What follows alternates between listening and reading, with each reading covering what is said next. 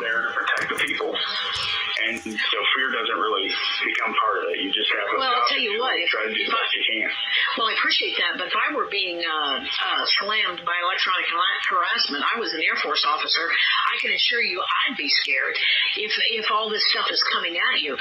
And that's what we need to get to in just a second. But the question I ask you regarding could it be done could a killer be created by this?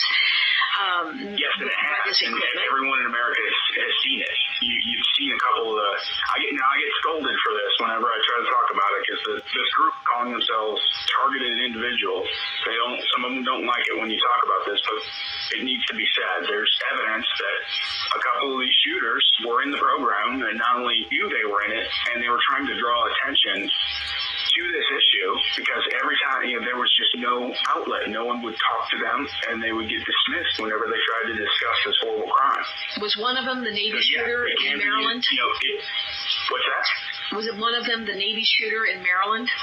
Yes, the Navy shooter, and then the shooter at Florida State University. And then I would also, from what I've seen, there's a gal up in Toronto that's on trial for stabbing another girl. But I don't know how to pronounce her name. I think it's Rohini Basir. But I looked at what she wrote, and it looks like she's probably in this program as well. Now, how can you tell? How can you tell? I'll tell you what, maybe Justin needs to bring my volume up a little bit, because I think we're kind of stepping on each other. How can you tell from somebody's writings or what they say if they've possibly been involved in this program?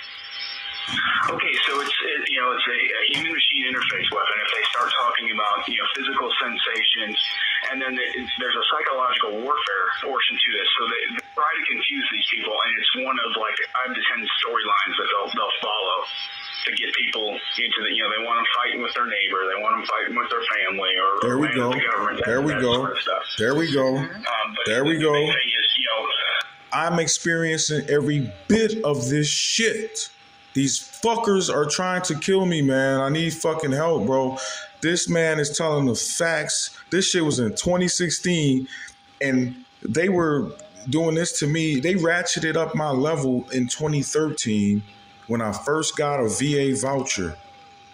Is when this shit started going more in an overt way of being passive aggressive. Before it was just people pretending to be my friends and everything was normal. It felt normal. But that's the VA, and man, I'm experiencing this neighbor shit, bro. I moved into this apartment complex in Cincinnati, and from the day I fucking even signed the lease, it was on over here. These people just thirsty. It's so fucking fucked up that these fuckers are all in on this shit.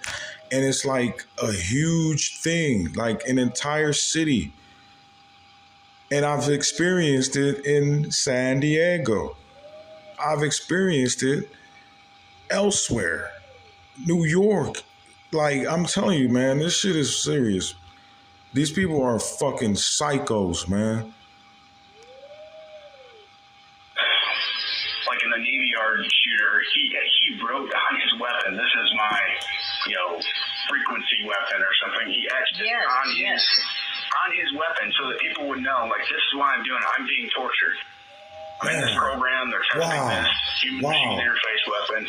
Wow. And it literally is. It's 20, just like a Wi-Fi signal or a GPS signal. This program's worldwide. You can't escape it. So it's 24/7. If you're identified as a potential outcome, they ramp it up. You can be tortured 24/7 anywhere in the world. You cannot escape it. Now, I want to open up the phone lines. Okay, there are some people that want to talk to you, I know. So give us a call at 855-995-6923, 855-995-6923. Now, if you had your choice today, that you could tell them or write a letter to them or file a lawsuit or whatever it would take to say, I want to be out of this program, would you do it? Sure, that's the ultimate goal. With the ski experiment, they were easy to identify. They were able to say, okay, these are the people that are in the program. I would love to be able to get the word out and then get all the targets rounded up and then get them some basic coping mechanisms, and then do the standard, activism that people do on any topic, and like with the smoking or asbestos, get them some sort of legal repercussion for this horrible crime that's been committed again. Right. So we know that there have been a number of experiments the government has done under COINTELPRO and under MK Ultra, etc. There have been a number of experiments. This is just one of them. But I think people would be interested in knowing what kind of equipment, what the equipment is called, how this affects you on a daily basis. How many times are you targeted per day? And what has this done to your life? Let's start with what kind of equipment is used? That is the only people that are going to know exactly what equipment are the ones that are trained on it. So this is one of those things that unless you were hired on in this program and you had 3 years if you're an operator, or if you were a scientist and developed it, and you were took 10 years with the they gotta stop, man. This is, if I didn't know what I knew about frequencies and about energy, I would definitely, they would have killed me with just EMFs alone. EMFs, heart attack weapon.